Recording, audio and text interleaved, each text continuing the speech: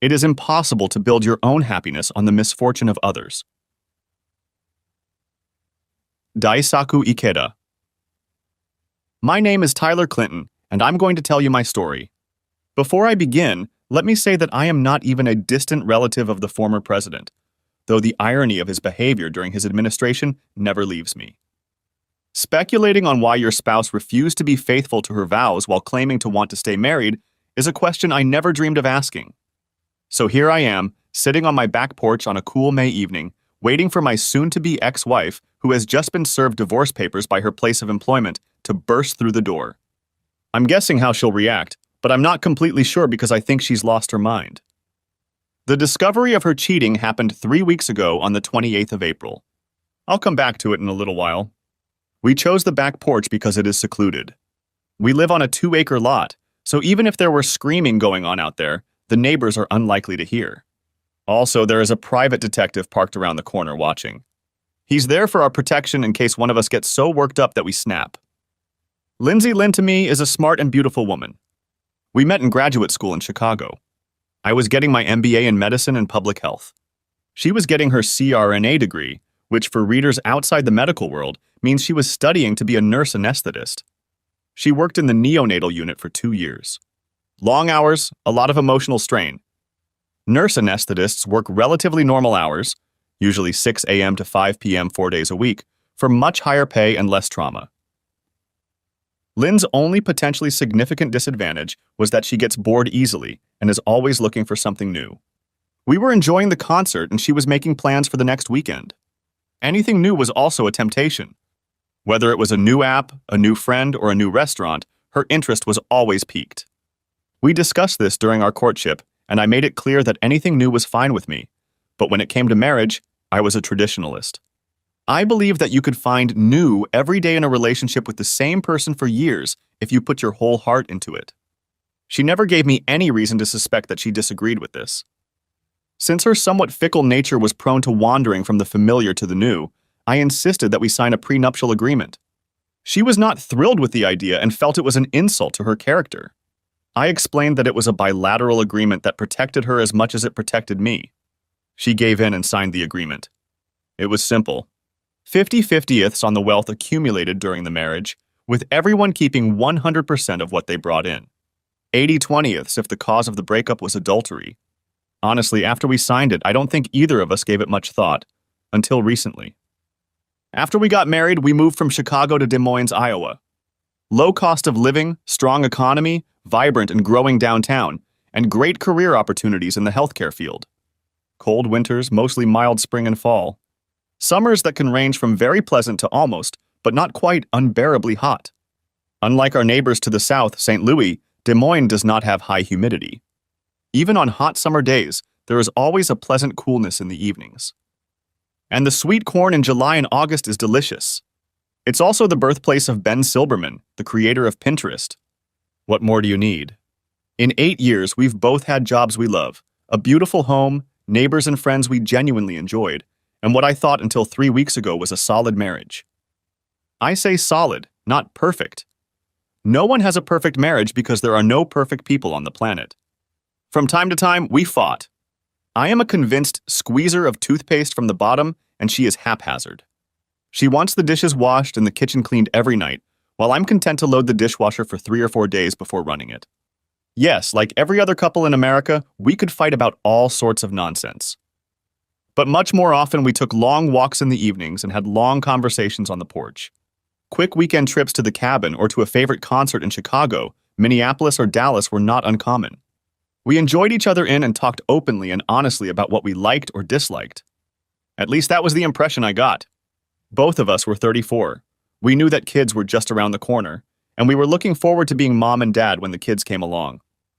By now, you may be wondering, am I really a failure in bed and just don't want to admit it? Is Lynn completely stunning and being courted by every man I meet? Maybe we've already considered an open marriage? Did I miss the warning signs at the beginning of our relationship that Lynn would turn into a slut? Maybe I cheated on her and she's just getting revenge? Is her lover hanging on to her like a horse, like a Greek Adonis she can't escape? Is she changing her financial situation? Let me tell you all in order. First, Lynn seems genuinely pleased with our life together. I've never been called the best, but I've worked hard to give as much as I've gotten, and I've never heard any complaints. Second, she is a very pretty woman with a quick wit and a strong mind. She is Irish-Italian, a blonde brunette who is 5 feet 8 inches tall. Third, I can't recall any warning signals, but if I'm that stupid, I guess I got what I deserved for falling asleep at the time of the switch. Perhaps I should have been more attentive to her fascination with the new. Fourth, since we've been a couple, I've never touched another woman except for a friendly hello or a goodbye hug. Fifth, I think the honest answer is that he is handsome, but I wouldn't say handsome to death. He's about my height, 6'1", same build, about 180 pounds. Trim and strong, but not ripped. Blonde hair and blue eyes. Sixth, he's only 28, a medical student who's been working in the operating room for the past 2 months. Seventh, he'll have money someday, but since she makes $100 grand and I make twice that, I don't see the temptation of cash, fancy cars, or a luxury home. He won't start making serious money for at least another 10 years. So, as you can imagine, I have no idea how we got here, but perhaps I should share what happened over the last 3 weeks. It was the last week of April, and I was out of town for 3 days for a conference of medical administrators in Kansas City. I was supposed to be there for 4, but when I looked through the workshop offerings on the last day, I didn't find anything that caught my eye. It had already been a good week. On the first day, I met 3 other people from my region who were in similar positions. We eventually formed a small team and got together every night to compare notes. Enjoyed the good camaraderie, networked, exchanged contact information, and laughed over a few beers. Later on the 3rd day, I informed them that I was hitting the road first thing in the morning. Since the trip takes less than 3 hours, I didn't bother with air travel and drove myself. Interstate 35 is a relatively quiet highway with less traffic than most highways. On the way, I listened to Dan Carlin's Hardcore History podcast about World War I. KC has a wonderful World War I museum courtesy of Missouri's only president. Carlin gave me some information before I took a tour before the first session of the seminar. President Harry Truman, by the way, for those of you who aren't aware of what this country is all about. Since I was driving, I was able to hit the road at my leisure. Since I thought I was on my way home to my loving wife, who would be having her first day of a 3-day break, I got up early and was on the road by 5 in the morning. I intended to wake her up pleasantly around 8 in the morning. When I arrived home, Lynn's car was not in the driveway. She drives a 2018 Honda Accord with crystal black pearlescent paint and never pulls into the garage unless it's raining. It hasn't rained in a week. If the car isn't in the driveway, then it's not home. I was a little puzzled. We work out at the same gym, Lifetime Fitness, so she couldn't go out for a run. She always sleeps off on her first day off, but upon entering the house, I didn't see that she was home last night. The bed was made, which never happens unless it's Saturday, laundry day. There was no sign of leftovers from the previous night's dinner in the refrigerator. It was suggestive. I called Lynn, but the call went straight to voicemail. Luckily, we both have Glimpse on our phones, a navigation tracking system that works on any iPhone. I opened the app and saw that her phone was somewhere near the airport. What? We live in northeast Des Moines, near a private golf course called The Harvester. We both love golf and chose our home based in part on joining this club. The airport was on the southwest side of town. I was starting to get a little nervous and decided that if she answered, I would play dumb. I'd just ask how she was doing. I figured it wouldn't occur to her this early in the day to look at the Glimpse to confirm my location. I waited 15 minutes, then called her a second time. She answered, and that's when my world started to fall apart. "Hey, babe," she said in a sleepy voice. "Why are you calling me so early on my day off?" "I'm sorry, Lynn," I apologized, somehow keeping my composure. "I miss you, and I had some time before my morning seminar. Just wanted to hear your voice."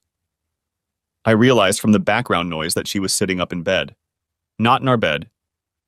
"It's okay, Ty. I'm always happy to talk to my favorite husband." "Looks like you're still in bed, so I won't keep you up. Just wanted to tell you that I love you and I'll be home no later than dinner tomorrow night, unless you want me to miss my last day and rush home." "That would be wonderful, but as soon as I get up, I'm going to run errands right away and then have dinner with Kim and Sally tonight. We planned it 2 weeks in advance, so I can't interfere with them." The girls were 2 of her co-workers. She didn't say anything to hint that she wasn't at home in our bed, so I had to think fast. "Okay, babe, I'm letting you go. Hey, before you hang up, could you check the top drawer of my nightstand and tell me if I left the pen you gave me for my birthday in there? I don't have it, and I'm afraid I might have lost it. It was in my shirt pocket. Ty, honey, I really want to roll over and go back to sleep. Can I check it and call you back before I head to lunch? Wrong answer. I knew I usually got something like, I'll check, but I won't be happy if it's not there and you lose my gift. My heart was pounding hard in my chest, but somehow I kept my composure. Sure, Lynn, just don't forget to check. I'll let you go back to sleep. Sorry again for waking you up. Thanks, babe. I'll call you in a little while. Love you. At this point, I was at a loss for words, unable to utter, I love you too. I hung up the phone and headed to my car, hoping for a miracle but expecting the worst. It was a 40-minute drive from our house to the airport. I made it in 30, and I was lucky I didn't get pulled over for speeding. Every time I checked the app, her phone didn't move.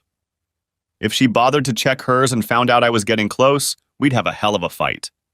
However, I was sure she was so engrossed in what or whoever gave her new experience that she would just assume I was telling her the truth and never bother to check the location of my phone. The GPS led me to the Hampton Inn, located down the street from the DSM. I parked at the far end of the parking lot, away from the few remaining cars in front of the hotel. After a few minutes, I realized that Lynn would recognize my car if he saw it, so I moved to the adjacent parking lot of the Quality Inn. I chose a spot where I could watch the comings and goings from the front door of the Hamptons, but not one where she might spot my dark blue Genesis G70. I had no plan. I fought back the tears that came to my eyes time and time again. Was she really cheating on me? With whom and why? Had she really thrown away 8 years of what I thought was a strong and committed relationship? Had she been seduced, and would she be ashamed if it was found out? Could there be an innocent explanation for her lies and deceit? If it was just an evening to pamper herself until I got home, she'd go to the Marriott downtown or the Deluxe. But why pamper herself there when there's a hot tub and pool at home? Besides, her masseuse was only 10 minutes from home and she adored her. None of this added up to innocence. I agonized over all of this for about an hour when she finally showed up with Justin Banks. They held hands and exchanged loving kisses as they headed for the exit. Damn, that young medical student was entertaining my wife. I snapped a couple quick shots on my phone as they broke off for a more passionate kiss before jumping into his car. I met him about 2 months ago when we were at a hospital appointment. I like most people and find common ground easily with just about everyone, but Justin seemed a bit of a jerk to me. When Lynn introduced us to each other, he squeezed his hand even more in a handshake, as if trying to prove he was the alpha male. My dad had always taught me to look my conversation partner in the eye and offer a firm hand, so I wasn't impressed. Our small talk was contrived, and it seemed like he was constantly smirking. I mentioned this to Lynn on the way home, and her response was dismissive. You hang out with doctors a lot, Ty, and you know they can be narcissistic assholes. Justin's not like that. Now in the parking lot, watching my marriage heat up, I struggled to control my emotions. What should I do? Go to court? Hire a private investigator? I had to think about it. Most of my job is problem solving, so I forced myself to calm down and think. After a few minutes, I had something of a plan formed and decided to take a chance. When they left the Hamptons, they didn't have overnight bags. It didn't look like they were going to check out. Maybe they were going to grab a bite to eat and then come back for an afternoon treat. I followed the Glimpse app and verified that they had stopped about 2 miles away at a local diner. I had at least a few minutes to act. I walked back to the Hamptons and entered the lobby. Thankfully, it was empty except for a middle-aged woman working the front desk. She looked up and smiled as I approached. Good morning, what can I do for you? I quickly glanced at her name tag and noticed she was wearing a wedding ring. Hi, Beth, my name is Tyler. I'm having a problem and I'm hoping you can help me. Happy to meet you, Tyler, and I'll be sure to help if I can. Do you have a reservation and would you like to stop by early? No, Beth, I replied quietly and seriously. The couple that left about 15 minutes ago, a brunette woman and a younger blonde-haired man, did you notice them? Her happy expression turned more serious. Yes, I noticed them. What's the problem? I'm afraid I have, Beth. The woman is my wife and the young man works with her. Unfortunately, I believe they are cheating on me behind my back. Oh, sir, I don't know how I can help you, she said with a look of confusion on her face. Most Iowans are good-natured and neighborly people. They also tend to mind their own business. Beth, I'd like to look in the room they're occupying. I'm not going to cause trouble or make a scene at your hotel. I just need to check my suspicions. I'm not asking for a room key. I'm perfectly fine with someone from housekeeping letting me into the room and making sure I don't stay there for more than 2 minutes. I just need to check. I'm sorry to ask you to do this, but I see your ring, and I know you understand how a spouse might feel in a situation like this. Beth thought for a moment. You seem like an honest man. The couple did strike me as odd, but what people do is none of my business. I appreciate your concerns, however. Could you please give me the woman's name? She registered them on her credit card. Of course, her name is Lindsay Clinton, and she most likely used an American Express Gold card. I can even give you the number if you'd like. I appreciate your attention and discretion.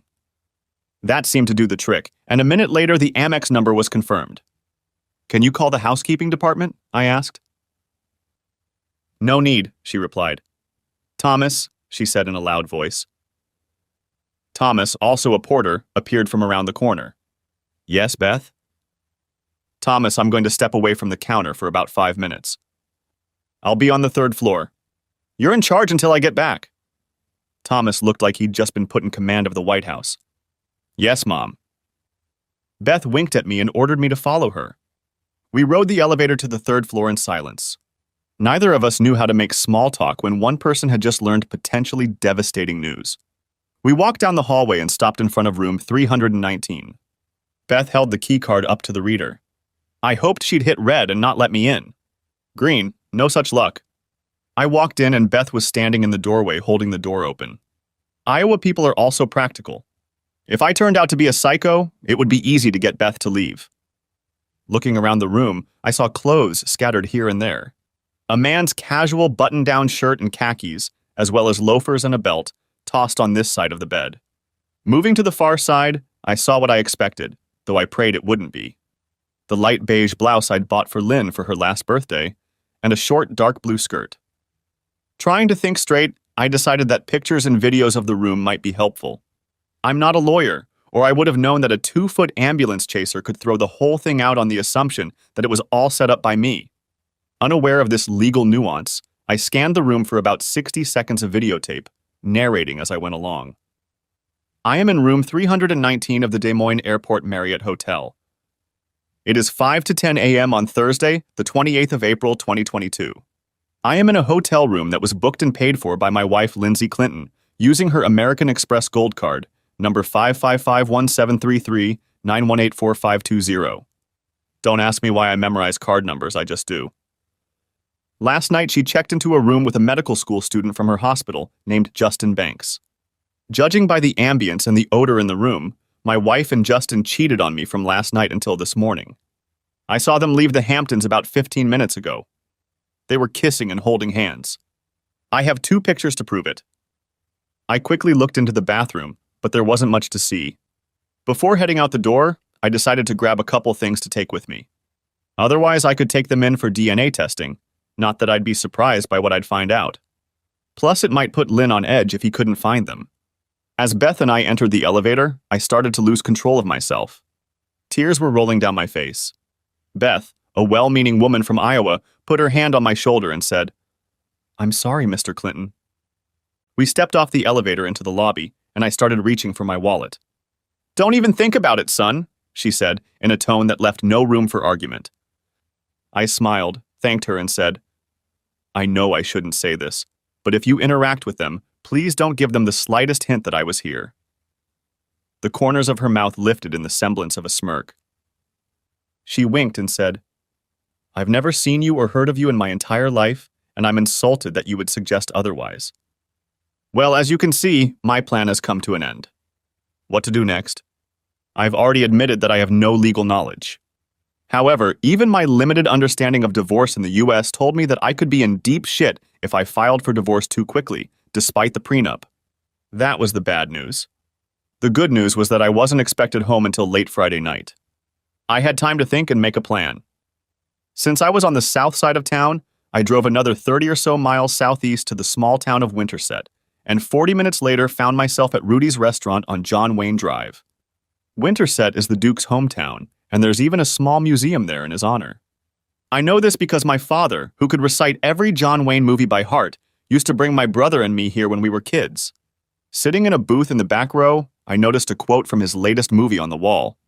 In the movie The Rifleman, Wayne played an aging gunfighter dying of cancer who was determined to go out with a gun in his hands, keeping his boots on, rather than let a terrible disease eat away at him until he died. I won't be hurt. I won't be insulted. I won't have my hand raised on me. I don't do that to other people and demand the same from them. I'm not as much of a Duke fan as my dad was. I'm more like Clint Eastwood from Josie Wales's Outlaw, but I found myself chuckling. Damn right, Pilgrim. I said it out loud, not addressing anyone in particular, but the waitress who approached my table heard my best Wayne impersonation. She just rolled her eyes and replied in her best Duke language, "So, young man, would you like a snack?" I ordered coffee and a big breakfast. Such a simple thing as enjoying food made me feel better. While I sat and ate, I looked up and read several articles about spouses who cheat. According to the experts, this is probably not an isolated case. There is no way they would be so amiable if it was a drunken one-night stand lust. Statistically, in the US, women who cheat on their husbands are rarely a one-time experience. It had probably been going on for a long time, but I had no proof. That was about to change, so I started making a list.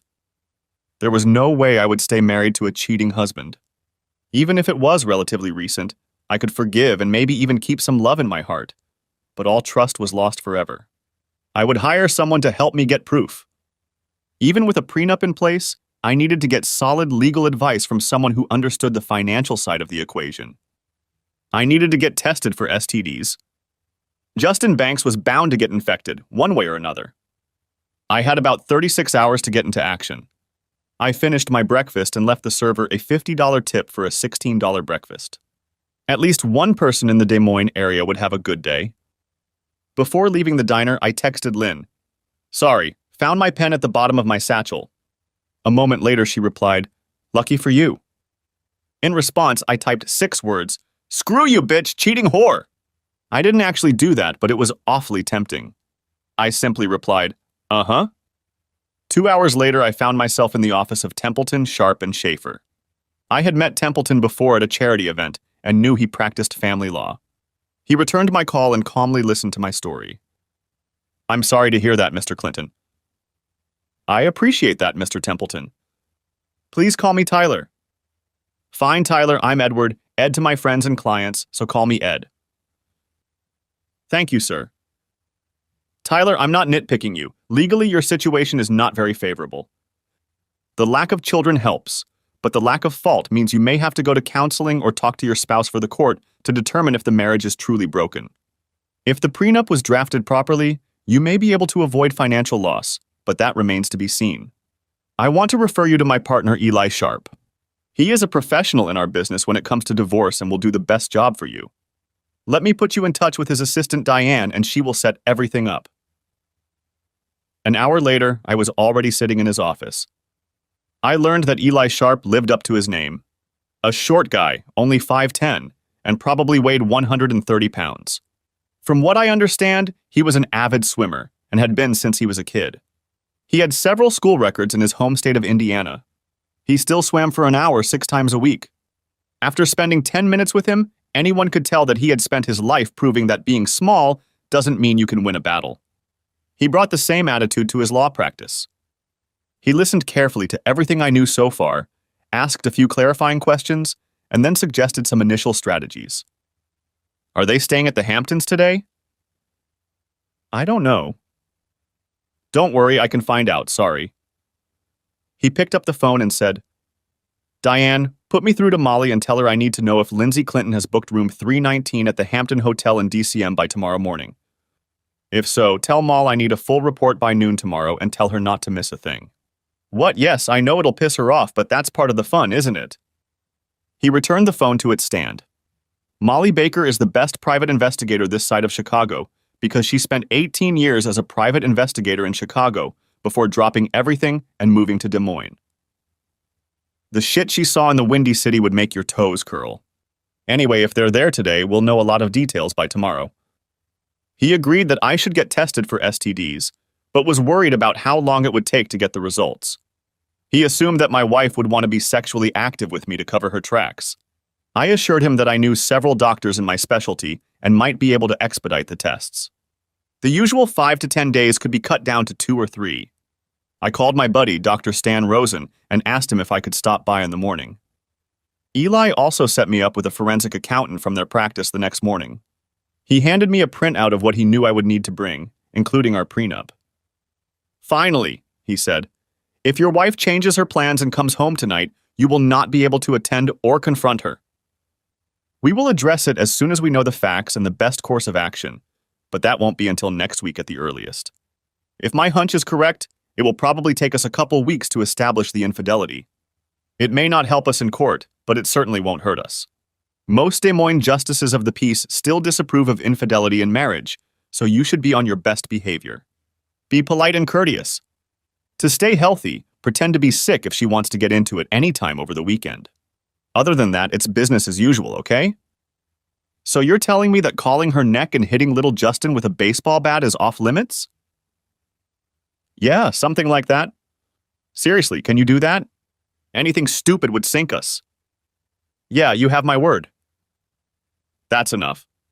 We shook hands and I left.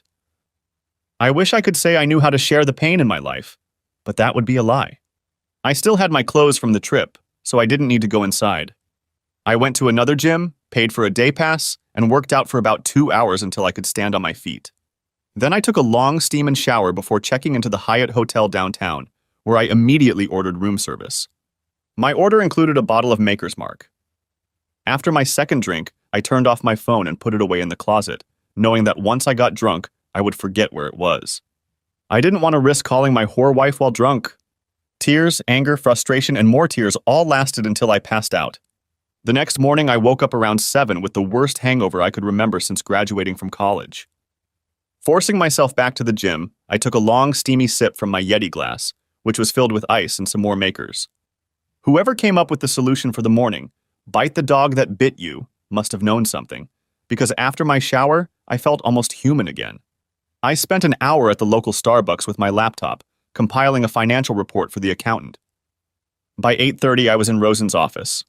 I explained the situation to him, and he drew my blood himself.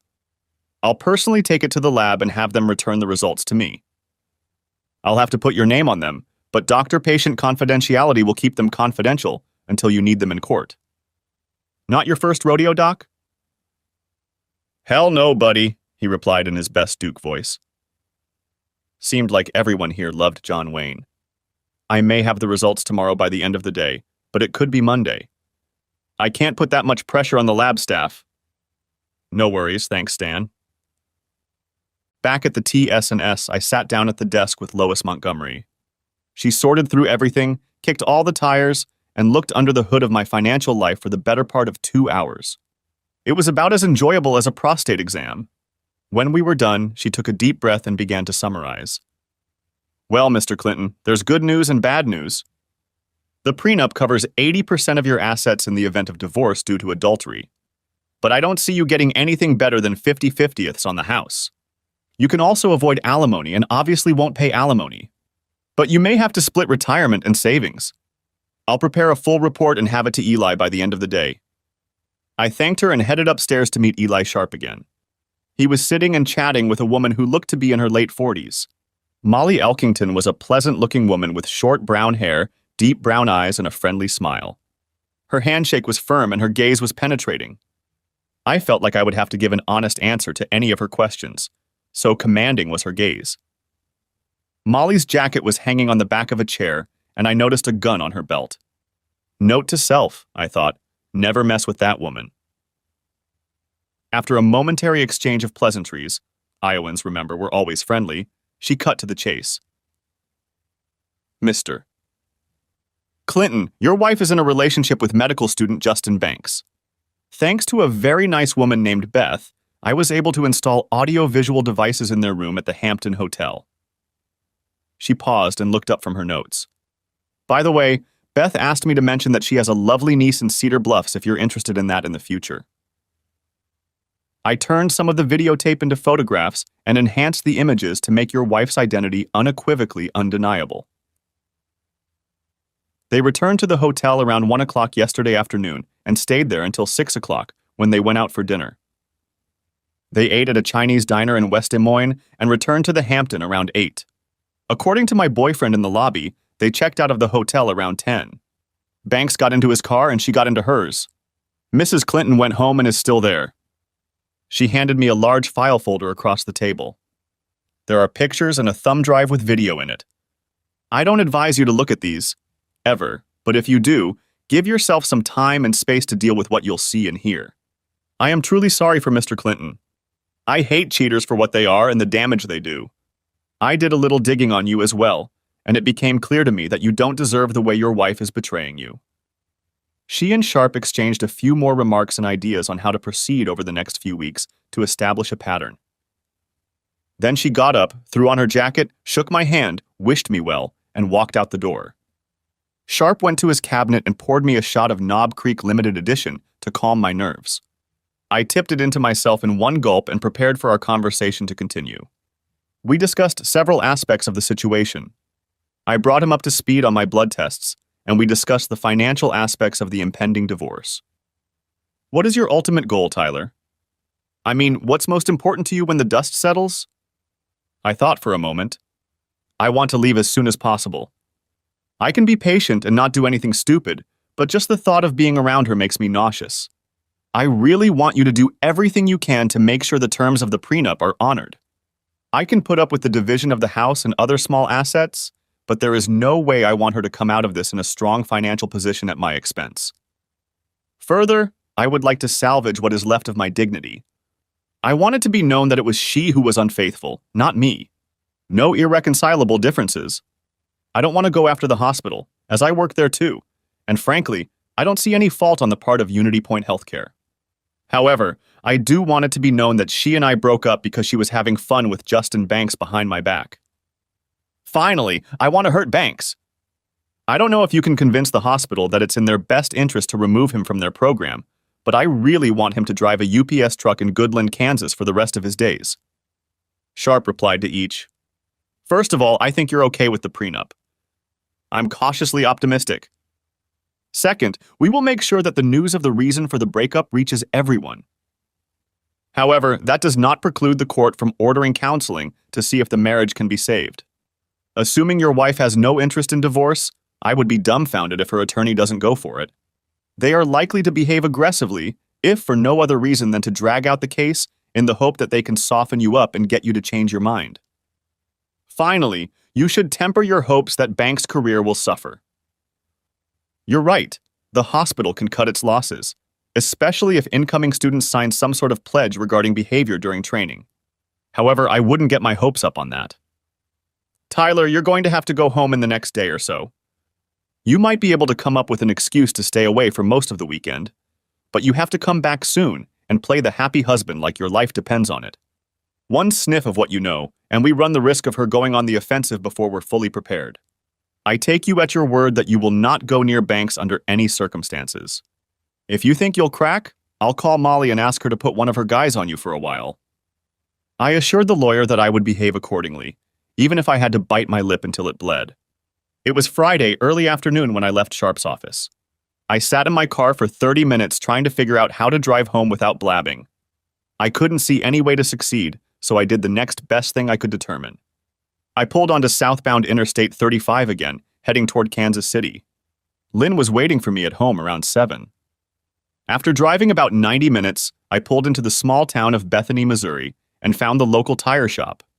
Behind the counter was a 40-year-old guy wearing a shirt with the name Ed embroidered on it.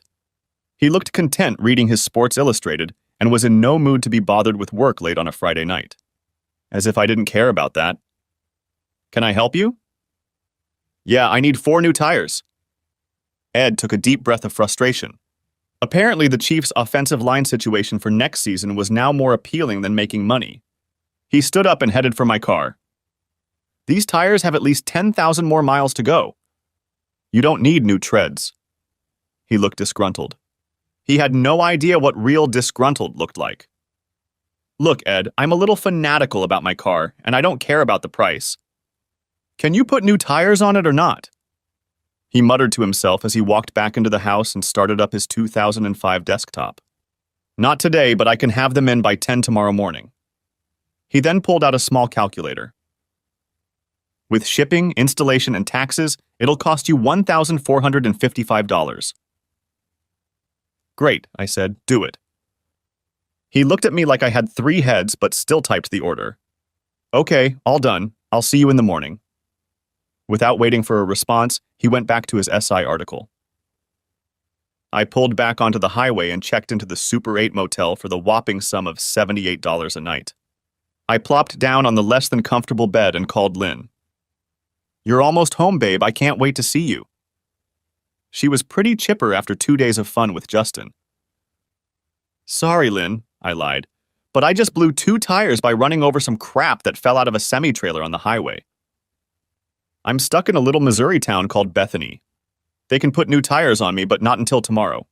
I won't be home until the middle of the day, in case you want to invite Justin over tonight and sleep with him in our marital bed. I didn't say that last sentence out loud, but I really wanted to. Damn, Ty, are you okay? Nothing hit the windshield or anything? No, I'm fine, but I'm having Taco Bell for dinner tonight and breakfast in the morning. Sorry for the delay, Lynn. Me too, but the important thing is that you're okay. I miss you madly and was hoping to jump on your bones tonight. I think I can wait until tomorrow. Please be safe for the rest of the trip and go home to your loving wife as soon as possible, Buster. I will, Lynn. I'm sorry, but I'm a little tired and still a little woozy from the blowout. I'm going to drink these 2 bottles of beer I bought at the Jiffy Mart and go to bed. I'll see you tomorrow, okay? Okay, Ty, I love you. Good night, Lynn. I knew that at some point I would have to lie some more and respond to the I love you too with sincerity in my voice, but it wouldn't be tonight. I had no way of knowing if she picked up on my lack of response, but at that moment I didn't care. I walked over to the desk and opened the envelope Molly had given me. It showed my wife cheating on me with Justin. After recovering and brushing my teeth, I went back to the scene of the crime and inserted the flash drive. Opening the program, I saw an entire video of my wife having fun with Justin. After an hour of excruciating emotional pain, I began to feel the rage building up inside me. Yes, I was heartbroken. She was selfish and disrespectful, could not describe what I had just witnessed. My anger at Justin would surely grow, but at the moment I was filled with white-hot anger at the woman who I thought loved me and had committed to being my faithful wife. In the 8 years of our marriage, and the year before that when we were engaged, I had never seriously considered being with another woman. I don't mean to say that I never looked or had a fleeting thought. I wouldn't mind jumping on her bones when I saw a beautiful woman. I am a man just like everyone else. However, it never occurred to me to disregard the vows I made to my wife or to hurt her with adultery. I began to remember how the prenup had bothered her. She was offended that I had even suggested that she could not be trusted. I now realized that she was a narcissist, concerned only with herself and her pleasure. She didn't seem to understand the kind of commitment I thought love required. So yes, this revelation broke my heart. But I was also furious. There was no way this was going to go unheeded. No way that was the final word. The next couple weeks were going to be tough, but screw her. Now I would play my part, all with the intention of getting away from that bitch as soon as possible. And Dr. Justin, her big stud, would pay too.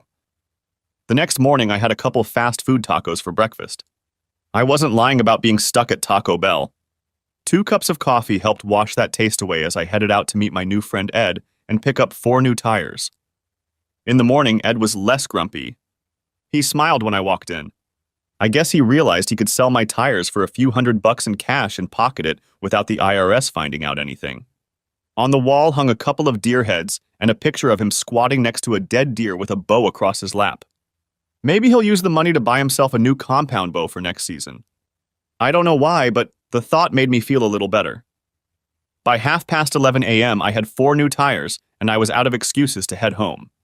During the ride, I started thinking about how I could mess with Lynn's head. The thought of touching her made me cringe. Before heading home, I made one stop near Des Moines.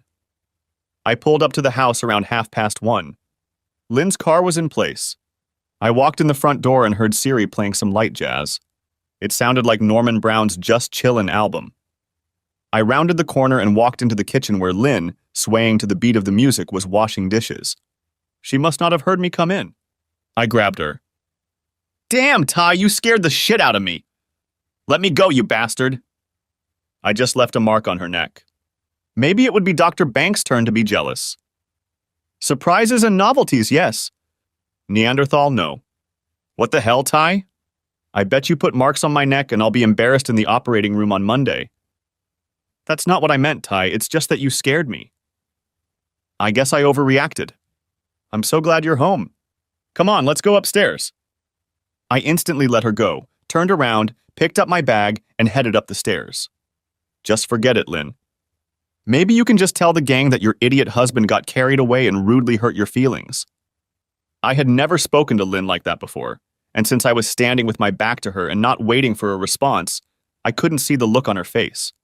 All she said was, "Whatever you say." I unpacked my bag, took a quick shower, changed into my Saturday clothes, and headed down the stairs. When I got downstairs, Lynn was sitting at the kitchen table texting. She put her phone face down on the table and looked up at me. There was no forgiveness in her eyes, but the anger had dissipated. I guessed who she was texting with. Ty, Leave it alone, Lynn. I've been gone for a week, 2 days more than I intended. All I could think about was getting back to you, but apparently my coming over and trying to spice up the relationship didn't meet with your approval. You were the one who told me to hurry home so you could touch my bones. I apologize for not understanding how that was supposed to happen. Enjoy the rest of your day and evening, I'm leaving. I didn't give her time to respond, but I'm sure she was stunned. Even when we argued, I never lashed out or spoke in harsh tones. We disagreed, of course, but for the most part it was measured and respectful. I just walked out the door, got in my car, and drove away. I went to the clubhouse, changed into casual golf clothes, and hit a couple bags of balls. After that, I worked on my pathetic pitch. I sadly thought that with the advent of bachelorhood, I would have some serious time to shave a couple strokes off my game. Unfortunately, given the circumstances, that didn't do much to improve my mood. A couple hours later, I settled into the men's locker room, grabbed a beer, and chatted about this and that with a handful of fellow doubles players.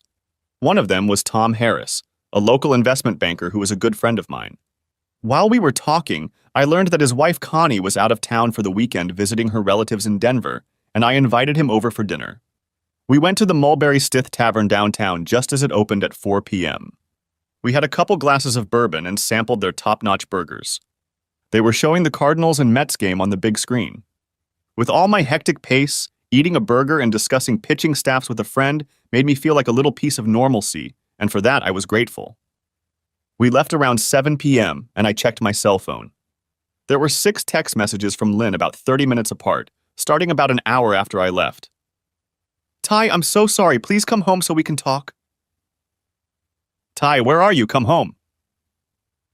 Stop ignoring me, Ty. I know you're seeing these messages. Go home now. What, Ty? Okay, but don't say I didn't ask you to come home. I'm not the one acting like a stubborn asshole. No, I thought to myself. You're just the lying, cheating slut. I didn't say anything back. Instead, I went to the local movie theater. I saw a new movie called Firestar, about a girl who discovered she could set shit on fire just by using her brain. I wish I could have found her and taken her to Banks. The movie ended just before 10 and I headed home. As I pulled up to the house, I saw that Lynn's car was gone. I can't say I was disappointed, but I also realized that she was probably being comforted by her lover. I went back to the club and had a couple drinks for the night, then got home around 11:30. Lynn was back. She was sitting in our bed. Thanks, I can't believe you left and didn't answer my texts. Where did you disappear to? Her tone was firm, indicating that she considered herself the offended party. Well, in order, club, dinner with Tom Harris, movie, home, back to the club again since you weren't here, then back again. And you? She lowered her eyes for a moment, not meeting my gaze. Nowhere in particular. Have you been with anyone? Not really. Met a friend at Grounds for Celebration Coffee Shop. With who? Does it matter? We need to talk about what happened earlier. Okay, talk. Ty, I'm sorry I reacted the way I did, but your aggression scared me and I was confused. You threw me off balance and made me defensive. Your groping and stroking didn't turn me on. Part of my love for you is based on how much you respect me, and your actions didn't feel like love and respect. Lynn, I admit that my actions were different, but the fact that you asked me to spice it up a bit a while ago seemed to indicate that you wanted to bring something new to our physical relationship. Something more radical. If that's not it, then explain it to me so I can see where you're going with this. That's what I said, but I was thinking more romantic. A candlelit dinner or a weekend at the beach with lots of hugs and caresses. I'm sorry, Lynn, but we've done all of those things many times over the last 8 years. Weekends away, long walks holding hands, romantic conversations by the fireplace. I don't believe what you're saying. It doesn't add up. It's true, but maybe in new places. Nonsense, Lynn. I remember our conversation very well, and you can't rewrite history. If you've changed your mind, say so, but you don't have to lie and pretend you weren't suggesting I spice things up physically. Ty, why are you acting like this? You're so literal and dogmatic. I may have said it, but how can you interpret it as bend me over the counter, or leave a bruise on my neck for everyone to see? Lynn, do you remember what you were wearing when we were talking? What? No, why does it matter? It's important because it's relevant to our conversation. I was working in the yard, had just showered and came out of the bedroom. I've never seen you like this before. I'm pretty sure we didn't come up for air for at least the next hour. So how do I go from this to a romantic weekend on the beach holding hands? I'll let you pick 10 husbands of your choice, tell them this story, and ask them how they would interpret your invitation. If at least 9 of them don't say something like what I did today, I'll buy you any new car you want. That's just ridiculous, Ty. No, not only is it not absurd, it's absolutely accurate. When you dress up for your husband and ask him to spice things up, it's not because you're in the mood for romance. Again, you're trying to change what happened to make you right and me wrong. Ty, your stubbornness is getting us nowhere. Why don't we just let it go and you come to bed and just hold me? Sorry, Lynn, that won't work. If you don't like that kind of behavior from me, fine. I won't try again. But you don't have to act stupid with me and demand that it's my fault.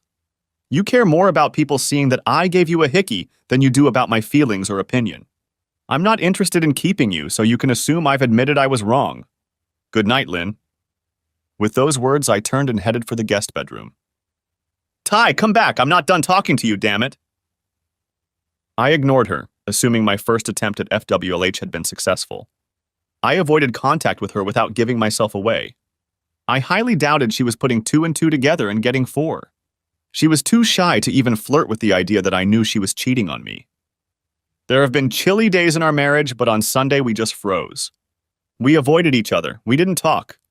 I spent most of the morning at the club and the afternoon working in the yard. I went to bed before she did, and when she came into the bedroom, I was already in bed.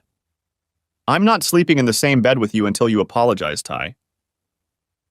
I don't mind, Lynn. I'm not the unreasonable type, so I think we'll spend every other night in the master bedroom.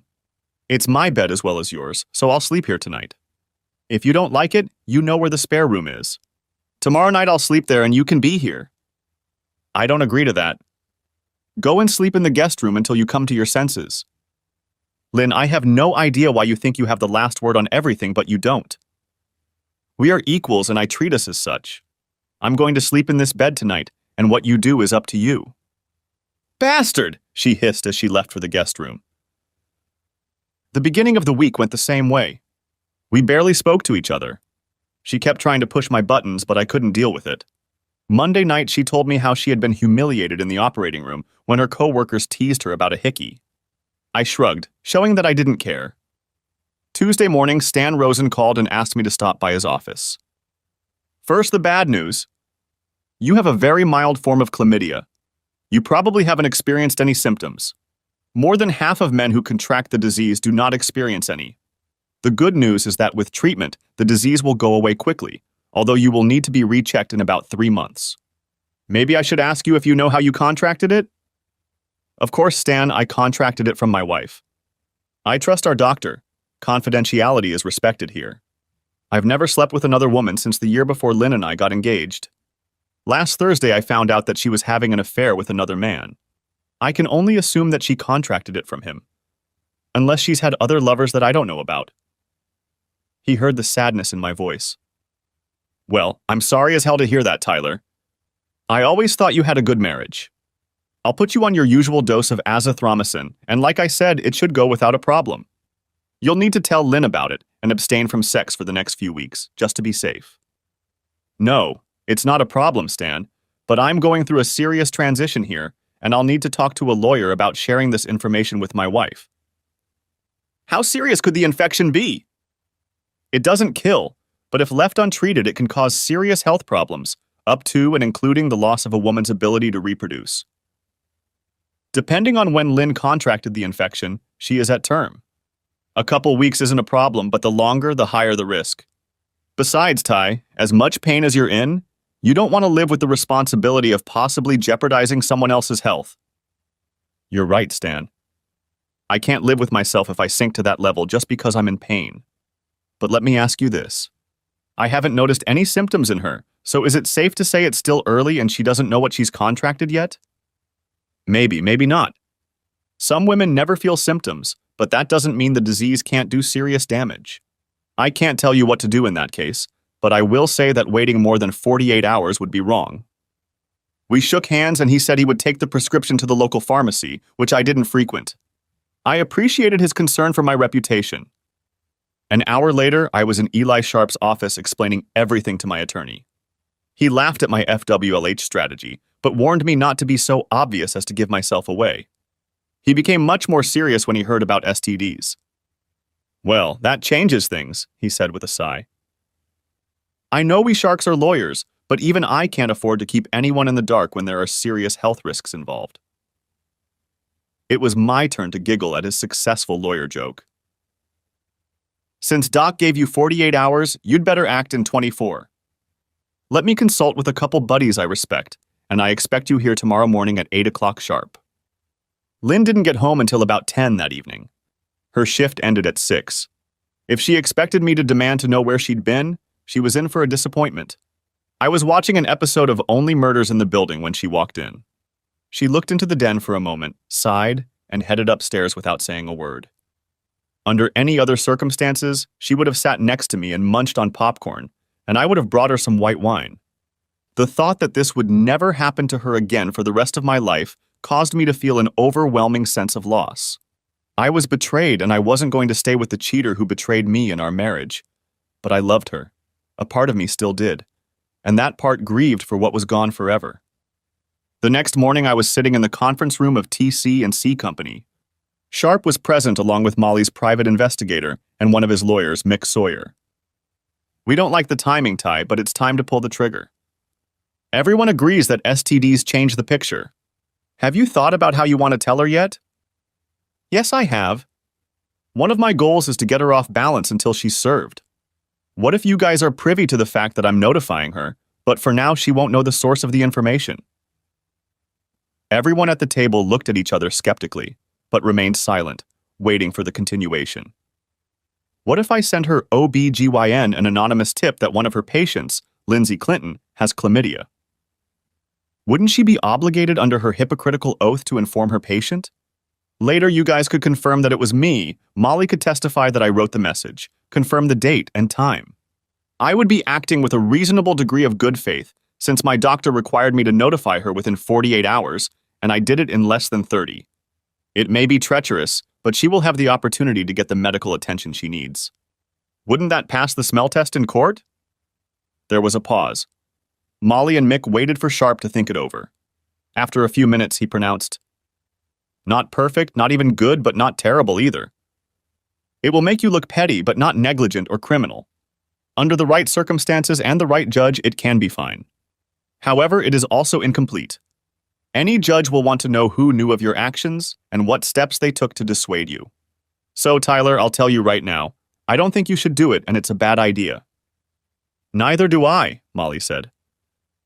"I agree with Eli Tyler," Mick retorted, grinning from ear to ear. "You shouldn't be doing this." "On top of that," Sharp snapped back, "eventually she'll put 2 and 2 together and realize that if it wasn't Banks, it must have been you. She'll realize that you know about her affair." "Yeah, but it'll take a day or two so I can get ready to meet her." "Thank you all for the advice. However, I am determined, so when I leave here, I will pick up the phone and send a message to Dr. Pamela Connors." "In that case, I want to be a witness," Molly replied. "I don't want to be told later that I just believed you would do everything, but never checked that it happened. We discussed a few more details, after which I left. 40 minutes later, Dr. Connors received a strange message from an unknown source. On the other end turned out to be private investigator Molly Elkington. Doctor? Connors, I have chosen to remain anonymous, but I am aware that one of your patients, Mrs. Lindsay Clinton, has a sexually transmitted disease, chlamydia. Now that you have this information, I trust you to immediately act as her attending physician and offer assistance to your patient. Thank you. Finished with the conversation, I smashed the phone to pieces and later that afternoon, on my way home, threw it into a pond about 5 miles from my house. There was no one nearby to witness my complete disregard for Iowa's littering laws. About the time I was discarding the burner, Molly was parking outside Dr. Connors' office when a black Honda Accord pulled into one of the parking spaces. Lynn got out of it, looking a little disheveled, and entered the office. 45 minutes later, she came out looking even worse. Molly followed her to the local pharmacy where she picked up a small prescription bag. Shortly thereafter, Lynn returned home. I sat on the porch and watched the coverage of the Cardinals' 10-0 victory over the Royals. Since we still didn't talk much, she didn't say hello and just headed up the stairs. About half an hour later, she came out onto the porch, freshly scrubbed, and abruptly lowered herself next to me, letting out a deep sigh. Ty, why don't we call a truce and go back to our place? I don't know, Lynn. How do you propose we declare a truce? How about we just end this argument and leave it at that? I'm not sure that works for me, Lynn. Why not, Ty? She looked like she genuinely wanted to know. Perhaps the revelation about her STDs had jolted her a little. I'm happy to forgive and move on, Lynn. I've apologized several times for misinterpreting your spice it up a bit comments, but as far as I know, you still don't think you've done anything you need to apologize for. Thus, refusing to do so would seem to imply that you win and I lose. I'm not trying to come out on top, Lynn, but I think we're equally at fault for the last few days, but you don't see it that way. Fine, she replied with slight irritation in her voice. I'm really sorry about that. So, is everything okay now? No, Lynn, it's not okay. I've known you for almost 10 years, and I know when you're not saying what you think you're saying. Your words may be right, but your tone shows that your heart hasn't changed. Tell me I'm wrong, Lynn. Explain where you're wrong and we can move on. She looked at me for a brief moment with sadness in her eyes. I thought that maybe she was going to tell me about the whole episode of her cheating. I didn't expect a sincere apology given what I heard on the tapes, but maybe I was wrong about her. Would I be able to forgive her and work on our marriage? Honestly, the thought scared the hell out of me. But I shouldn't have worried. Her eyes gave her away as she returned to her righteous indignation. She was still blaming me. At that moment, I realized without a shadow of a doubt that it was over between us. You're just so stubborn, Tyler Adam Clinton. I apologized and you threw it back in my face because it wasn't up to your standards. Okay? Okay? You're the one who led us down a dead end, and it's your fault if we don't find a way to work this out. Well, Lindsay Abbott Simon, she said, deliberately using her maiden name. I'm sorry you feel that way, but I can see in your eyes and hear the tone of your voice that you may be using the right words, but in your heart of hearts, you believe you are innocent and I am guilty. You are convinced that I am proud and unreasonable, so I'm offering you a deal. If you can find even one of our close friends who truly believes that I am an arrogant jackass who never apologizes or admits his guilt, I will accept your conclusion.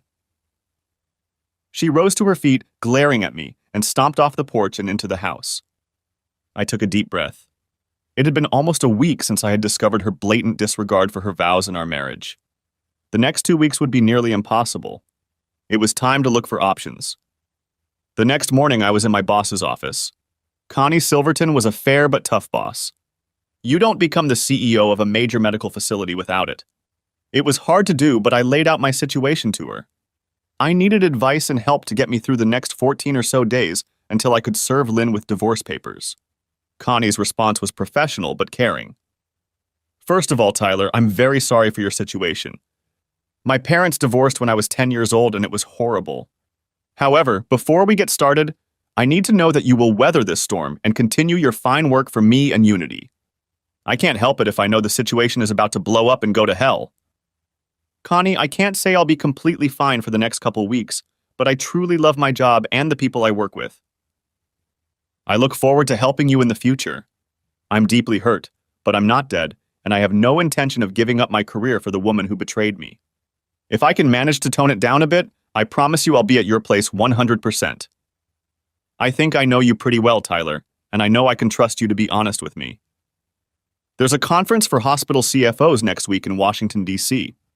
In the past, I have declined your requests to attend the conference because of the cost. However, this year I think it would be in Unity's best interest for you to go. It will begin on Monday and end on Thursday afternoon. As I recall, you have family on the East Coast, so why don't I approve your participation, and then you can stay the weekend with your family. That part you will have to pay out of your own pocket. Deal? Boss, I'd give you a hug, but I know you'd probably spank me, and I don't want Mike to take my thanks the wrong way. Mike's hubby was a retired Ranger colonel. But know this, I'll never forget your kindness and you'll never regret helping me. She smiled as warmly as I'd never seen her smile before. I'll do the paperwork today, Tyler. If you make it by next Sunday, I'll buy you a week. Now get your ass out of here and think about how we're going to sign a new contract with our nurses. Their union reps are negotiating hard. I stood up and smiled. Consider it done, boss. By the way, if I can save 5% on my next contract, can we talk about my year-end bonus? Her habitual look became serious again, which told me it was time to leave. I only had to make it 3 days before I had to leave for the conference. With any luck, I would only have to live in suspense for 2 or 3 days after I returned. I managed to focus on the rest of the day and do a good job, even pissing off Jody Meyer, the nurses' union representative, when I informed her that their latest offer was not true. Let her cook over the weekend and next week, I thought to myself. Maybe she'll be a little more pressured when her parents find out she doesn't have a contract and isn't even expected to. On the way home, I called my father and brother to let them know I'd be in the area the coming weekend and would love to hang out with them. I apologized for such a short notice, but both promised to carve out time to meet together. I didn't feel like sharing the bad news with them, but on the other hand, I knew they would be supportive when they heard the whole story. My last call before hitting the road was to attorney Eli Sharp. I quickly brought him up to speed, and he informed me that this was the perfect opportunity to get 1 or 2 of Mary's men on Lynn to get some more evidence of her treachery. When I arrived, Lynn was not at home, which under normal circumstances would be unusual. However, nothing had been unusual in my life for over a week now. It was the second day of her 3-day vacation, so we should have had something planned by now. At this point, she could have been having fun with Justin or some other guy for all I knew. That was when I first realized that she could have or had other men. Now that would be nice, I thought to myself. What if there's a slut running around Banks behind his back? Maybe I should send him an anonymous message urging him to keep an eye on his cheating slut so I don't become her next victim? I decided to go for a run.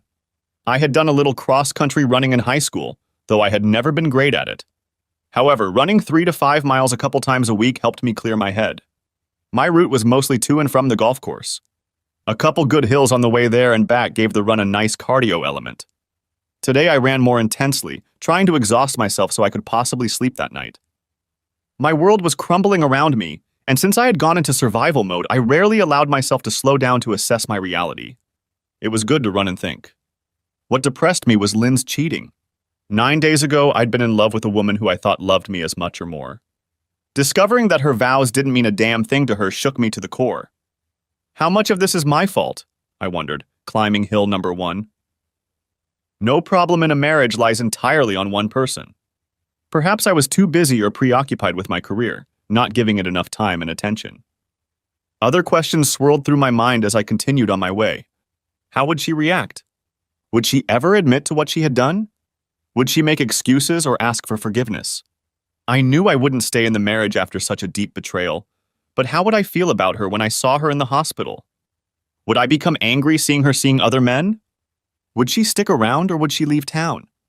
I couldn't imagine her leaving as if defeated. She'd be too stubborn for that. No, I assumed she would stay and try to prove to me that I had been a complete fool to divorce her.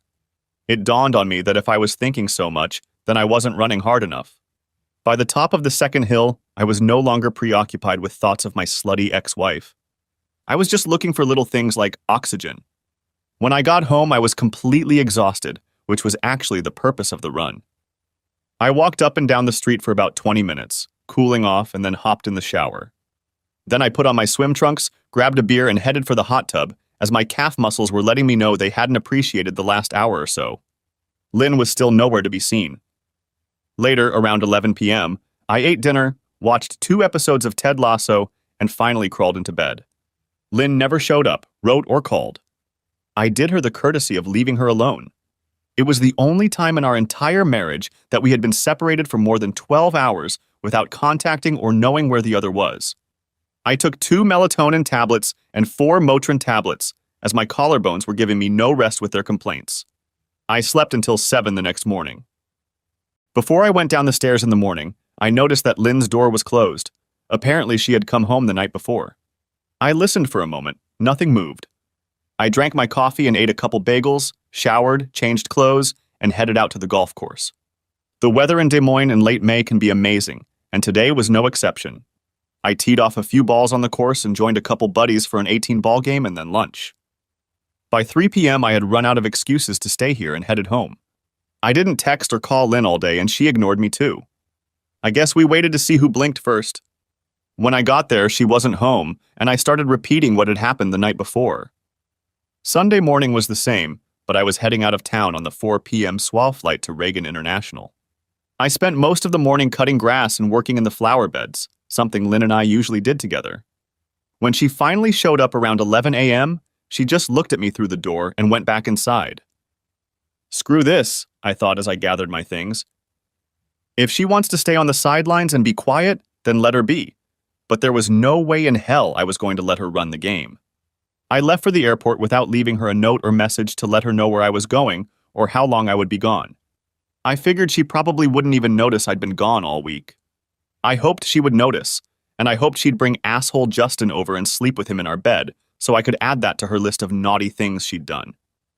On Tuesday, 2 things happened. First, I got a call from Eli telling me that Mary's relatives already have some new pictures and videos of Lynn and Banks. No doubt they were doing well.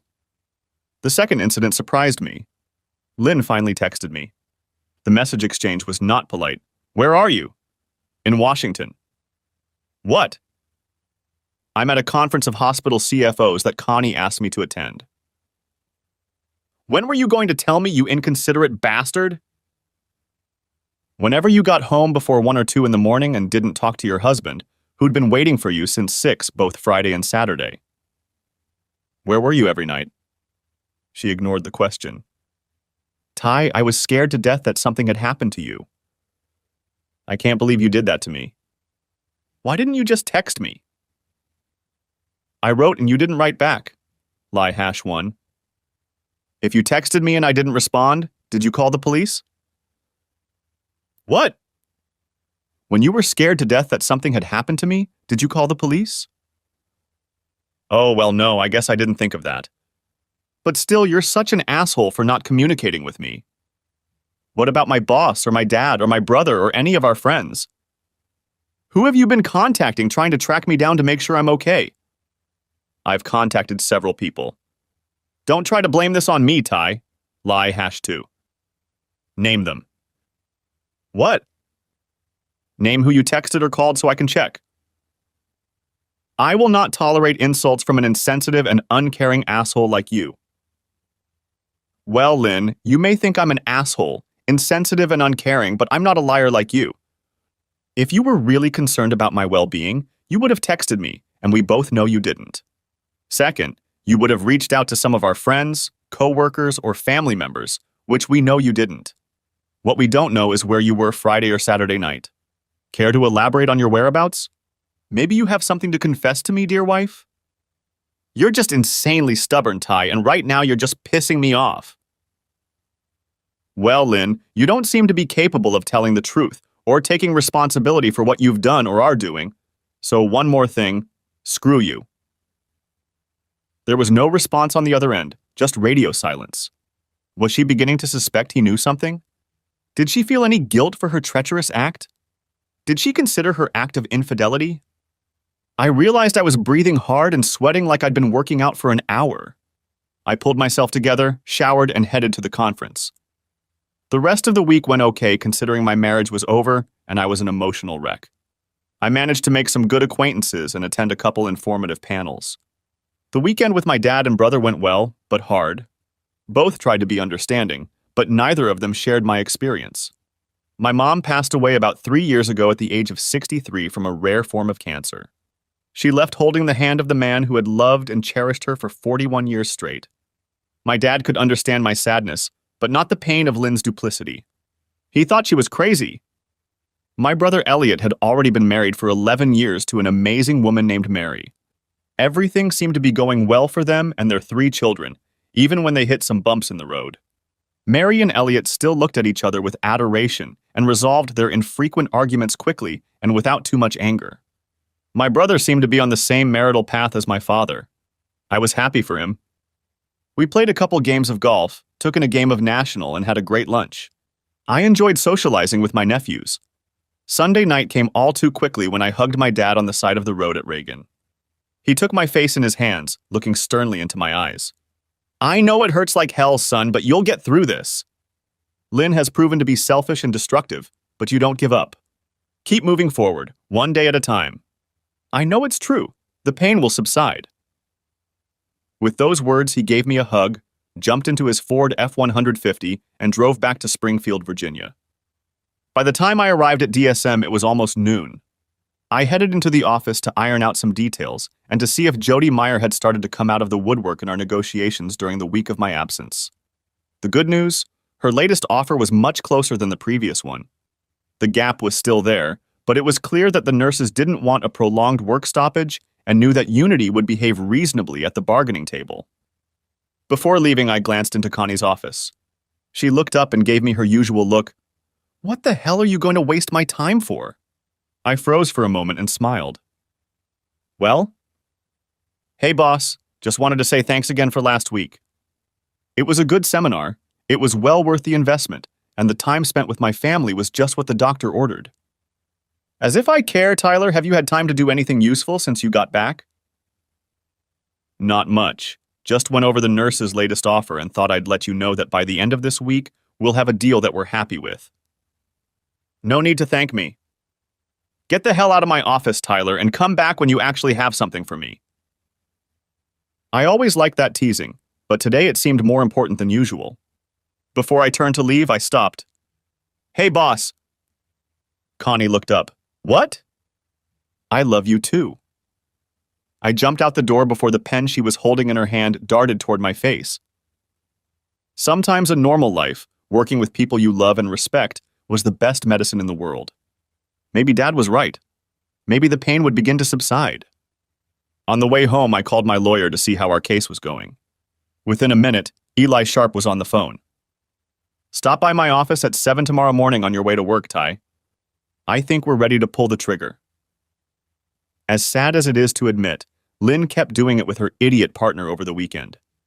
I won't reveal the details, although we do have some candid photos of her in a very revealing schoolgirl outfit at their favorite hotel. When I arrived, the house was dark, quiet, and empty. It seemed like it was over between Lynn and me. We had hardly seen each other for the past 3 weeks, and we hadn't had a normal conversation since I had left for a conference in Kansas City over 3 weeks ago. I realized how much I missed her. Not the slut she'd turned into, but the Lynn I'd married. Fun, curious, mischievous, beautiful, and strong-willed, she was the person I thought I would spend the rest of my life with. I dropped my bag in the laundry room, grabbed a beer, and settled in on the back porch as the sun disappeared in the west and the stars began their nightly dance. For all my anger at her betrayal, I found myself crying again. I knew that one day I would have no more tears for her or our marriage. I would never tolerate her duplicity and infidelity. If I could find a way to set Justin up, I would. My pride was wounded, but still intact. But tonight I allowed myself to mourn what was lost. By 10 p.m., I was beyond tired, so I headed upstairs, took a quick shower, and fell asleep 20 seconds after my head hit the pillow. Since we slept in separate beds, I didn't hear her come in. It could have been 5 minutes after I fell asleep, or it could have been 3 in the morning. I didn't know, and I didn't care. I got up and out the door around 5:30 a.m., wanting to get in a quick workout before meeting Silas and the team at 7. Lynn's car was parked in the driveway and the door to the guest room was closed. If I understood her schedule correctly, she had the first day of a 3-day shift. That was helpful. We wouldn't have to cross paths much in the coming week. Ty, good to see you. Come on in and have a seat, Eli greeted me. Super Private Detective Molly was in place, as was one of Silas's assistants, an older woman in her 50s named Peggy Simons. Her name was Peg. Molly smiled and said hello. Peg asked if I wanted coffee. After a minute or two, we got down to business. Sharp began. We'd like to put Lynn on trial at some point this week, Ty. Molly has received more than enough evidence showing your wife's infidelity. Repeating the same thing won't help our case, and you already owe Molly over $6,000, so I'd thank her, but I'd let her go spy elsewhere. He smiled as he said the last sentence. It was obvious they were good friends. In turn, Molly just patted Eli on the shoulder and got up to leave. I hope you get things settled as quickly and painlessly as possible, Tyler, she said as she shook my hand. I thanked her and told her that I sincerely hoped I never had to hire her in the future, but would be more than happy to tell anyone who needed her services where to find the best. Eli and I exchanged a few ideas on how, when, and where to service Lynn. I was hoping it could be done at work at a time when she and piece of shit Justin would be together in a room full of people. Probably at the end of the day on Thursday, since that would be her last day of work before her 3 days off. Eli felt that such a long wait was only playing into Lynn's hands. Waiting means giving her a chance to find out what's going on. You've kept your composure admirably over the past few weeks, Ty, but you must be at your limit now. May I suggest that we serve her tonight, or at the very least tomorrow? One of Molly's boys has been watching the hospital, so he'll have an idea of when is the best time to surprise her. I agreed that was reasonable. Last night I'd cried every tear I could shed over that lying bitch. I was ready for the final confrontation. My thoughts went back to my favorite Clint Eastwood movie Outlaw, when Jose confronts his 3 enemies. So guys, are you going to pull out your guns or just stand there and whistle Dixie? The challenge was thrown. The fight was on. Sharp also found an obscure state law that allowed me to sue Justin Banks for alienation of affection. Eli was sure it would go nowhere, but the embarrassment of having everyone at the hospital know about it could seriously hurt his relationships and career after medical school. I was in complete agreement. We finally agreed that Eli would call and give me a heads up when the case was done. I would be home on the back porch and talk to Lynn there. Sharp also wanted to have proof of this conversation in case things got out of hand. He asked Peg to see to it that one of Molly's boys set up surveillance equipment on our back porch and be in the car around the corner. If things got heated or Lynn got rowdy, he could call the police. I couldn't imagine Lynn going that crazy, but then again, 4 weeks ago I would have called you crazy if you suggested that my wife would cheat on me with a medical student. I spent the afternoon emailing Jody Meyer about the latest stumbling block in our contract negotiations. By 3 p.m., I was exhausted, but we reached an agreement. Neither of us were 100% satisfied, so it was probably a fair agreement. The nurses got a decent raise in base pay, overtime, and vacation days, and the hospital got a 5-year contract instead of the 3-year contract INA had hoped for.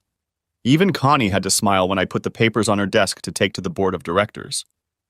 I was a 5-minute walk from home when my phone rang. It was Eli Sharp. So, Barrister, how are we doing today? Sharp grinned. Sorry, Ty, I know it's hard for you, and I'm not trying to make your situation any easier, but I've just heard from Molly. She's volunteered to take care of Lynn and Banks.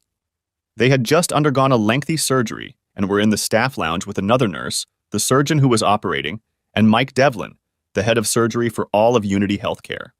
He came in to observe as the chief surgeon was Alex Greer, one of the best cutters in the world. Devlin and Greer went to Yale together at one time, so they socialize a lot. Anyway, Molly showed up in the staff lounge looking like Molly, which would scare almost anyone, and apparently medical student Banks was offended by the presence of a non-medical person in their personal space. He stood up and asked her if she was lost. When she said she wasn't, he replied something to the effect that the area was off-limits to anyone outside the medical staff, and she should leave. Now I'm quoting Molly. Can you believe this little piece of shit talks to me like that? So I pushed him back in his chair and leaned in closer. I'm pretty sure that's when he started peeing. I threw my best Chicago look at him and said, Are you that married woman? The goddamn piece of shit known as Justin Banks? He barely squeezed out a yes. Well, son, you've been served. She continued. The room got pretty damn quiet, and the other 4 were staring at me. When I turned my attention to Lynn's roguish slut, I thought she was going to melt. I took a much nicer tone with her, but I guess everyone could hear the sarcasm in my voice. "And you, sweetheart, are you Lynn Clinton, Tyler Clinton's wife?" She nodded her head affirmatively and replied in a barely audible whisper, "Yes." "Well, in that case, I assume you are very familiar with Mr. Banks, and you, my dear, have been served as well." Molly told me it was one of the best moments she'd had in the last few years. She wanted to savor it while it lasted, so she hesitated to leave. Dr. Devlin turned to Banks. "Young man, if you have done what I think you have done, you will never practice medicine in Iowa or anywhere else, if I can help it." He also turned to Lynn, putting two and two together, and addressed her directly. "Please tell me you're not that stupid, Lynn." She hung her head, and as Molly was leaving, she heard Devlin say, "Lynn, you'd better go home and not come back to work until one of your union representatives speaks to you." Sharp finally stopped giggling and pulled himself together. "So, Tyler, your wife got the summons and is on her way home. Molly's boyfriend is about a block away and will be set to work. Get ready, son. I think you're in for one of the worst moments of your life. Be firm, but don't yell and scream. If it gets to be too much, just go for a walk or go to another room. You'll get through this with Tyler. The hardest part is over." We chatted some more, discussing the way forward. I got the impression that Eli wanted to stay with me as long as possible, helping me prepare emotionally for the potential shitstorm that was about to erupt. As we were about to finish talking, I heard Lynn's car pull up to the driveway. I thanked Sharp and told him I'd call him when we were done to get an update. Lynn walked through the door and found me on the back porch. She looked terrible. She had obviously cried her eyes out on the way home. When I looked up, I thought a mixture of sadness and rage was staring back at me. She started, "How long have you two known each other?" "3 bloody miserable weeks, Lynn." "How did you find out?" "Not that it matters, but I came home early from a conference in KC to surprise my wife and spend some time with the woman I loved and cherished. When I arrived early Friday morning, you weren't here. I checked my Glimpse app and saw that you were somewhere near the airport. From that point on, things went downhill fast." "That morning when you called me about the pen?" "Yes." "You lied to me. You set me up." "Well, I guess if anyone knows what lying is, it's you, since you've perfected it to an art form in your dealings with me, but yes, I lied. I wasn't trying to set you up. I was trying to determine if my world was really crumbling around me. Unfortunately, it is." She was silent for a moment. I didn't want to ask her anything. Now that everything was out in the open, I just wanted to deal with whatever had to be done and get away from her. Finally, she continued, "I can't believe you made me service myself at work in front of my coworkers. I was humiliated. Take a number and get in line, Lynn." "That was just cruel, Ty. Your approach leaves us no chance to sort things out." "I repeat, Lynn, if anyone recognizes cruelty, it's you. Your betrayal is the cruelest thing anyone has ever done to me in my life. No matter how long you cheated on me with Justin Banks, you unleashed cruelty after cruelty on the man you said you loved. Also, let me be very, very clear. I have no desire to build a relationship with you on any level. I'm divorcing you and I'm not looking back. You must be delusional if you think you can treat me like this, and I'll want anything to do with you." Finally, she sat down on the other end of the couch from me. "But Ty, I love you. I understand what you're saying, but I never meant to hurt you or be cruel to you. Justin was just a little fling. I know it was wrong and I shouldn't have done it, but I know we can work through this as adults and grow stronger.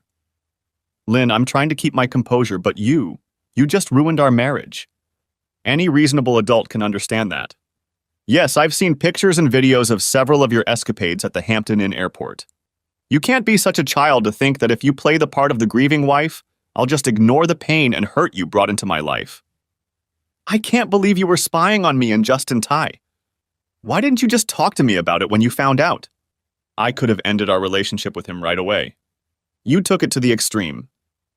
Lynn, I shouldn't have spied on you. There shouldn't have been anything secret between us, especially infidelity. Why would I talk to you about anything? Nothing that comes out of your mouth will ever be believable to me again. Extreme is the infidelity of your faithful husband, Lynn. Look in the damn mirror for a moment and pray that you see the truth." I had no idea if my suddenly idiotic wife understood any of this or not. Nothing seemed to get through to her. She was just looking for an easy way out to brush off her betrayal. Every time she opened her mouth, more nonsense flew out. Ty, divorce is the last thing we both want. Not only do we live here, but we work at the same hospital. What will people think? It would be so embarrassing if we got divorced while living and working in the same place. And also how humiliating for both of us if coworkers and friends hear some of these details. Come on, baby, you realize how bad that would be for both of us. Lynn, I've been living with embarrassment and humiliation since that Friday morning when I saw you and the jerk walk out of the Hampton Inn, right after you lied to me on the phone about where you were and what you were doing. The divorce will be a welcome relief to me because the attention will be directed at you too when people find out about your betrayal and debauchery. I'd ask you if Baby Banks was your first and only extramarital affair, but no matter what you say, I won't believe you. Thank God we don't have children yet. The thought of raising kids with you makes me sick. Why the hell would you want to stay married to a man you have zero respect for? Ty, what can I say to make you realize that Justin was just an infatuation, an affair, nothing more? No emotion, no love. I realize now that it was wrong of me to fool around, but of course you should know that I love you and only want to be with you. I promise that from now on I will never even look at another man. Well, Lynn, if you say so, let me tell you, you must be the most delusional whore that ever walked the planet. You lied to me and cheated on me for months. Then you gave me an STD you contracted from your boyfriend, and I'm supposed to just say, "Okay, dokie, honey, don't worry, let's just pretend nothing happened and go back to the honeymoon?" Let me be very clear, Lynn. I will never touch you again. I'll divorce you as soon as possible, even if I'm financially screwed. I'd rather live in a shack, destitute and alone, than in a mansion with you. The pain I've been experiencing for the past month has been beyond me. If it wasn't for the support of family and friends, I'm pretty sure I'd be lying face down in a ditch right now. You did this to me, Lynn. Your cheating, lies, callousness, and utter hatred for me almost got me killed. But you didn't, Lynn. I'm still standing on my feet and I intend to go on my way as best I can, keeping you in my rearview mirror and never looking back. I don't know if I managed to get through to her, but tears came to her eyes. I'm sorry, Ty, was all she said before heading upstairs to the bedroom, starting to realize what she had done and the consequences that would follow. Sorry isn't all there is to say about you, Lynn, I said in response. 6 months later, we were divorced. Neither of us wanted the house, so it was sold and we split the equity. Everything else was pretty much 50-50ths too, but I ended up winning on alimony because the judge didn't award it to Lynn. When he ruled, Lynn's attorney started to protest, but the judge interrupted her. Miss Bannister, your client should be grateful that I am constrained by law to award her a 50-50th split. I don't like dishonest people, and she clearly cannot be trusted to tell the truth on any level. She gets everything I am legally required to give. The rest is at my discretion, counselor, so don't push your luck. Court is adjourned. I don't know, maybe it was just me, but he sounded a lot like a duke. Epilogue. My name is Connie Silverton, and I am Tyler Clinton's supervisor at the hospital. My husband Mike and I were very concerned about Tyler and the suffering he went through because of the actions of his bitch of a wife. The divorce was finalized, but that wasn't all. First of all, for several months, Tyler was not himself. He had to put up with Lynn's constant harassment and stalling during the divorce process. However, Eli Sharp is a good man, and he took care of Tyler all along the way. Tyler suffered a lot financially because of all the costs, but at the end of the day, he was a free man, very talented and young, so I knew he would eventually get back on his feet. Although it's been over 3 years since his divorce, he hasn't started dating yet. But he has good people around him, and apparently a certain girl from Cedar Bluffs who is in town to visit her. Aunt Beth has caught his attention. To the hospital staff, Lindsay had become an outcast. None of the married nurses wanted anything to do with her. Several of the most obnoxious doctors, both married and single, tried to get her into bed because they had all heard from Justin Banks what an easy lay she was. 6 months after her divorce, she filed her resignation. After moving to Denver, she started working at a hospital there. About a year after that, we learned that she had married a young surgeon, a rising star. A few of our crew met her at a seminar, and she seemed to have decided she was a better person after leaving, in her words, her first loser husband. Tyler Banks was also ostracized even by some of the more snarky doctors. Tyler had such a good reputation throughout the hospital that even those doctors who considered themselves players wanted nothing to do with him. He finished his residency, but received only mediocre recommendations when applying for a job. Banks ended up working at a regional hospital in Frankfort, Kentucky, earning probably half of what he would have if he had been a decent man. He also married a fine Southern girl, and from what we hear, they have been happily married for 3 years now. That's it, except for one small detail. Last night, my husband Mike, retired military, took Tyler out to dinner. This is a little unusual for him, but not completely unheard of. We enjoyed grilled steaks and good wine. After dinner, Mike asked us to join him in front of the big screen in the living room. Tyler and I looked at each other with a, "What the hell?" look. But Mike had captured our attention. He assumed his old Army colonial pose and began. "Tyler and Connie, what we see and what we talk about tonight is for just the three of us. What we see will be destroyed and will never be remembered or mentioned again." I knew this side of Mike and nodded in agreement. Tyler noticed me do so and replied, "Okay, Mike, whatever you say." Tyler, almost 4 years ago, a disgusting woman and a piece of shit caused grievous harm to a man that Connie and I love like a little brother. We have spent many hours talking about this injustice and praying that someday, perhaps somehow, the scales will balance. As you know, I have many friends and contacts in government during my 24 years in uniform. I've accumulated quite a few debts over the years, and over the past 12 months I've turned to several markers. Please watch the screen. For the next 20 minutes, we watched 2 videos with our mouths open in shock. The first was about Dr. and Mrs. James Thaddeus of Denver, Colorado. Mrs. Thaddeus, the former Mrs. Tyler Clinton, was sobbing and screaming at her husband. "You bastard, how could you do this? I've been faithful to you since we were married, and today I get a video of you cheating on me at the Hampton Inn. You bastard, I hate you, I hate you. How could you cheat on me and ruin our relationship? Get out of my house now."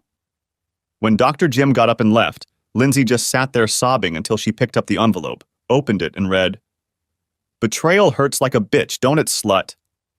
The second video showed Justin Banks standing outside his home in Kentucky. It appears he was in a quiet neighborhood with no other homes nearby. His sweet Southern wife was tearfully holding a handful of glossy 8*10 photos of her husband cheating. At that moment, 3 large men began to approach Banks. One of them was dressed in a sheriff's uniform. "So, bastard, did you think you could screw over our sister and get away with it? There won't be a piece of you left to identify if your body parts are ever found." Banks cried like a baby. Before the screen went out, a uniformed man was heard to say, "By the way, Tyler Clinton's friend Colonial Silverton sends his regards." Another scene appeared.